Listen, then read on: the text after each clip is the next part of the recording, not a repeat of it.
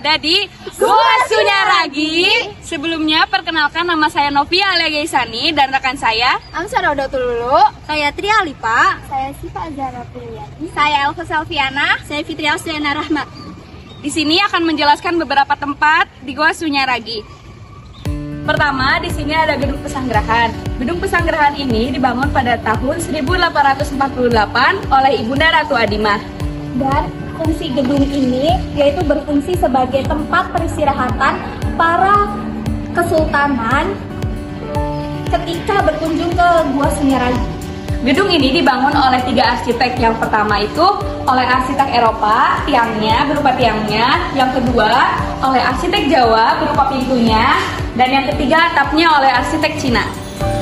Di bagian depan gedung ini juga terdapat kolam induk yang dulunya itu berfungsi sebagai kolam penampungan sirkulasi air. Sebelumnya dialirkan ke dalam area kompleks Gua Sunyaragi. Bisa dilihat di depan. Kemudian sekarang dialihkan fungsikan menjadi gedung serbaguna, yaitu untuk prewedding, makan-makan, acara reuni dan lain-lain sebagainya. Nah, dan di sini saya ada di tempatnya Gua Pengawal. Ini tuh depannya Gua Pengawal. Gua Pengawal ini berfungsi untuk beristirahatnya para pengawal. Terus selanjutnya ini tempat pintu masuknya Gua Pengawal.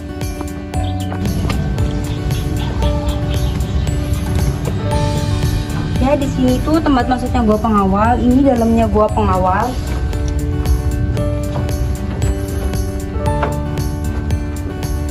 Ini tampak dalam Gua Pengawal. Dan ini adalah pintu keluar Gua Pengawal.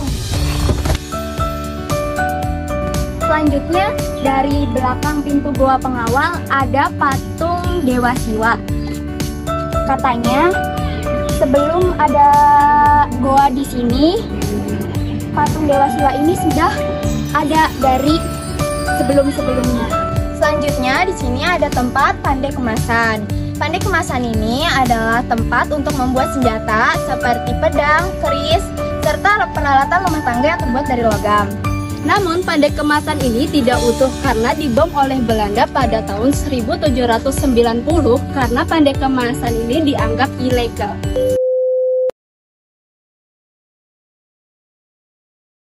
Assalamualaikum warahmatullahi wabarakatuh. Kami dari kelompok 2, Pratika 23B. Sebelumnya izinkan kami memperkenalkan diri terlebih dahulu. Nama saya Fikri Andi. Nama saya Siti Aulia Rohmani. Saya Sakira Aulia Ditama. Saya Amelia Dwi Pangestu. Saya Nazia Faris Aini. Tujuan kami di sini untuk menjelaskan tentang sejarah Gua Sunyaragi, Khususnya Gua Simanyang, Bangsal Jinem, Mane Beling, dan Gua Peteng. Untuk memenuhi tugas mata kuliah kearifan lokal dengan dosen pengampu Bapak Kamaludin. Baik, langsung saja ke videonya. Thanks. Bangsal Jinem adalah tempat Sultan memberi wejangan atau pengarahan sekaligus tempat untuk mengawasi prajurit yang sedang berlatih. Dulu Bangsal Jinem menghadap ke arah alun-alun dan keraton kesepuhan. Akan tetapi sekarang terhalang oleh rumah-rumah penduduk. Bangsal Jinem di Gua Sunyaragi, Cirebon memiliki sejarah yang kaya. Dibangun pada abad ke-17 oleh Sunan Gunung Jati. Kompleks ini awalnya berfungsi sebagai tempat peribadatan dan tempat bersemedi. Selama berabad-abad, bangsal ini menyaksikan berbagai peristiwa sejarah dan perubahan. Pada masa Kesultanan Cirebon, kompleks Sunyaragi digunakan untuk kegiatan keagamaan dan spiritual. Bangsal Jinem menjadi tempat untuk mendalami ilmu kebatinan serta mendekatkan diri pada Tuhan. Selama masa kolonial Belanda, kompleks ini mengalami pemugaran dan perubahan fungsi. Bangsal Jinem juga pernah digunakan sebagai tempat pertemuan resmi dan markas pemerintahan. Gua Simanyang merupakan bagian dari Taman Gua Sunyaragi. Situs ini didirikan pada tahun 1703 Masehi oleh Pangeran Kararangeng, cicit dari Sunan Gunung Jati. Gua Simanyang ini berfungsi sebagai tempat pemantauan atau pos penjagaan, berfungsi juga sebagai tempat peristirahatan dan tempat meditasi keluarga Sultan Cirebon. Ini adalah salah satu dari 16 objek wisata di Taman Gua Sunyaragi yang masing-masing memiliki makna sejarah dan budayanya tersendiri. Gua ini terkenal dengan formasi batuannya yang unik dan artistik. Selanjutnya, Gua Petang. Sejarah Gua Petang terkait erat dengan keberadaan Sunan Gunung Jati, seorang tokoh sufi yang memiliki pengaruh besar di wilayah tersebut pada abad ke-15. Gua Petang diyakini sebagai tempat pertapaan dan mediasi bagi Sunan Gunung Jati. Petang sendiri artinya gelap. Gua Petang ini berfungsi untuk menambah ilmu kekebalan tubuh atau bahasa sekarang yaitu ilmu kanuragan. Selanjutnya, Mande Beling. Mande Beling merupakan bangunan joglo beratap sirap dengan bentuk kerucut. Lantainya dibuat dari marmer yang mengkilap seperti beling kaca. Dahulu bangunan tersebut digunakan untuk tempat pemindangan, tempat bersantai. Baik, cukup sekian video dan penjelasan dari kami. Kurang lebihnya mohon maaf. Kami tutup dengan wassalamualaikum warahmatullahi wabarakatuh. Assalamualaikum warahmatullahi wabarakatuh. Kami di sini akan menjelaskan beberapa tempat bersejarah di Goa Sunyaragi. Sebelumnya perkenalkan, nama saya Ajeng Ratnasari. Saya Irmayati. Saya Pungkina Febiani. Saya Adinda Sinta Rahmayani. Saya Najwa Fianda Rahmania. Dan saya Widya Lestari. Kami dari kelompok 3.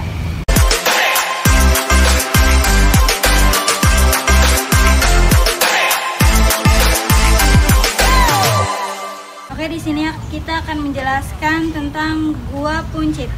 Gua Puncit atau dikenal sebagai menara pengawas, berfungsi untuk mengawasi putra-putri sultan yang sedang bermain, dan di dalamnya terdapat prajurit yang ahli memanah, menembak, dan lain-lain. Yang itu gue. Di sebelah kanan kita paling ujung itu yang namanya Gua Puncit. Oh ya, atas. Kemudian di sini ada Goa Langse. Jadi Langse itu berasal dari Cina kuno yang artinya tirai, yang dulunya berfungsi sebagai tempat untuk bertawasul atau berzikir dalam Islam. Namun ketika di dalam sedang berzikir atau bertawasul, mereka bisa melihat keluar, tetapi yang di luar tidak bisa melihat ke dalam karena dari atas ini bakalan ada air terjun yang menghalangi agar yang di luar tidak bisa melihat ke dalam. Bisa dibilang tirainya. Bisa dibilang air terjun itu sebuah tirainya. 3. Di depan kita, di samping kita sekarang ada patung gajah duduk yang dulunya digunakan oleh para putra keraton untuk berkeliling. Lalu patung gajah ini juga digunakan saat pemandian para putra keraton. Kenapa gajah? Kenapa gajah? Karena gajah itu melambangkan kuat dan gagah. Dan di belalainya itu bisa mengeluarkan air hingga ke batu tunggul perawan Sunti yang itu.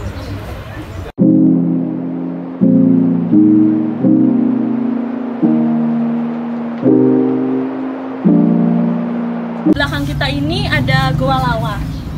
Goa Lawa ini dulunya tempat bersarangnya kelelawar karena dulunya terdapat pohon besar yaitu pohon gambir. Karena akarnya merusak situs, maka dari itu pohon tersebut ditebang dan kelelawarnya pun ikut terbang.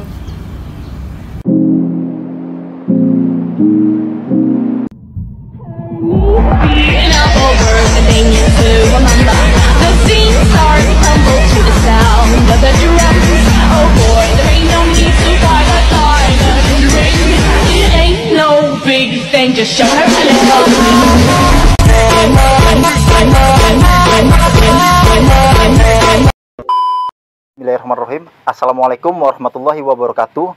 Perkenalkan, kami dari kelompok 4 akan menjelaskan dan menerangkan tempat-tempat bersejarah di Goa Sunyaragi. Sebelumnya perkenalkan, nama saya Asep Rahmat Hidayat. Saya Karismini Fauzia. Saya Putri Indriani. Saya Dini Jalaluddin. Saya Muhammad Nafis Rizky. Saksikan videonya, tonton sampai habis.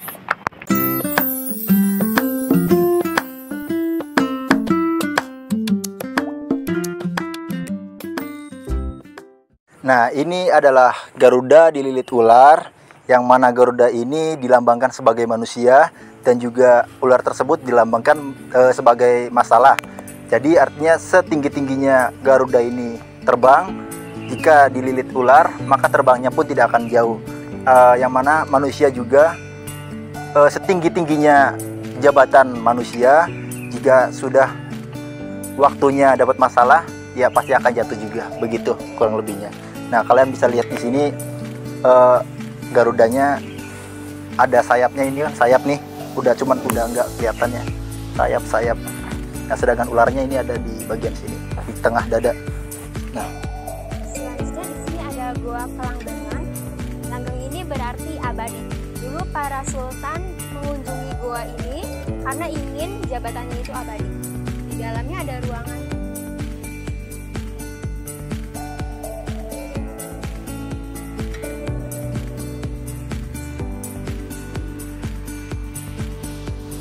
Oke teman-teman, jadi di sini ada pohon kelengkeng. Konon katanya pohon kelengkeng ini tidak bisa berbuah sama sekali dikarenakan jenis kelaminnya laki-laki. Usianya sudah mencapai kurang lebih 300 tahun. Bisa teman-teman lihat. Di sini hanya tinggal tersisa kulit pohonnya saja, akan tetapi daunnya tidak pernah kering sampai sekarang.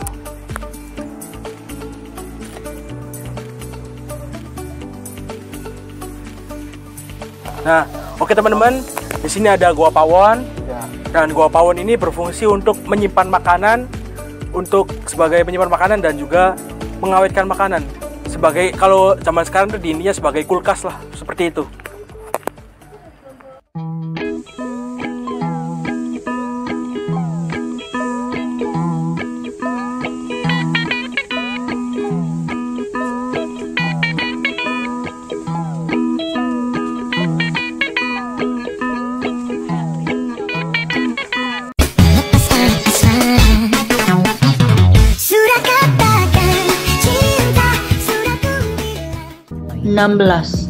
Pandang arti.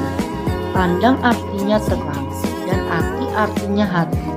Maka dari itu fungsi goa pandang arti itu untuk berzikir agar hatinya terang, tidak galau lagi kalau bahasa gaulnya.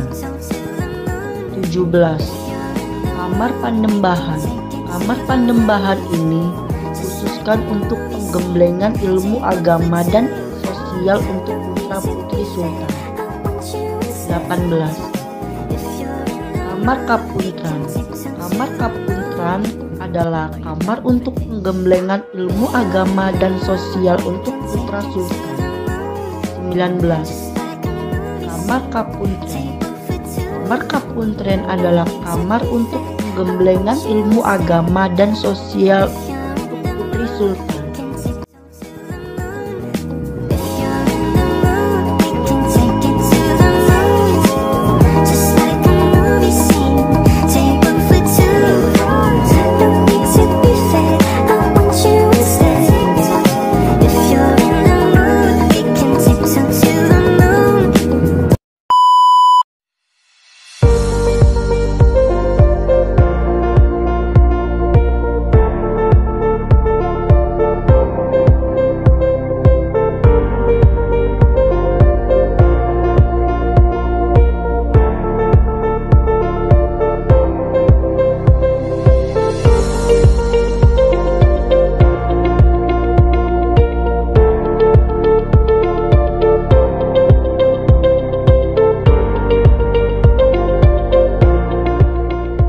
Guys, jadi di belakang kita sudah ada bangunan monumen Cina. Nah, biar lebih jelasnya kita lihat lebih dekat lagi. Let's go!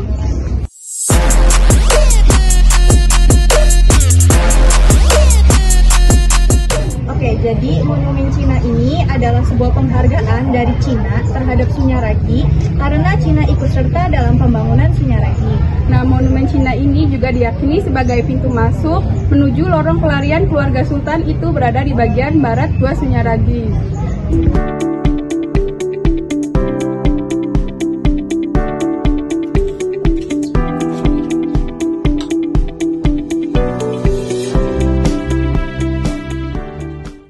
Oke, selanjutnya di sini kita ada di belakang kita ini tempatnya Balai Kambang sebutnya. Nah, tempat ini tuh dulunya itu sebagai penghubung antara gua yang ada di depan situ dan gua yang ada di depan sini. Nah, di sini tuh biasa dipakai untuk pesan ataupun membunyikan gamelan di malam hari. Nah, ini mempunyai makna bahwa hidup ini harus memiliki prinsip Jika tidak mempunyai prinsip, maka akan seperti Balai Kembang ini terombang-ambing.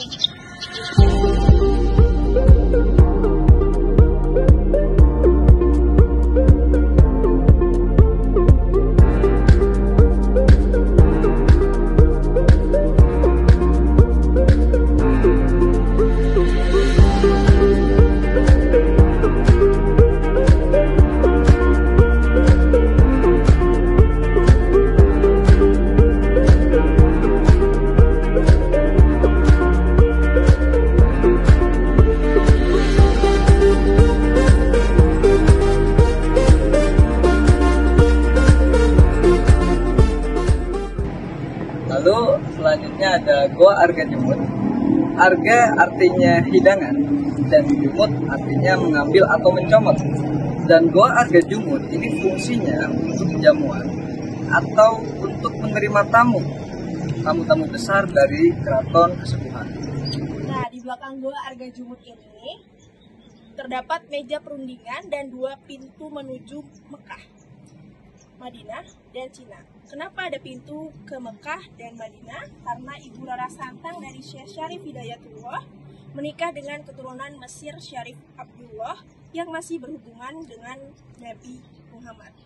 Sedangkan pintu yang ke Cina karena salah satu istri Sunan Gunung Jati yang bernama Putri Ongtin berasal dari Cina.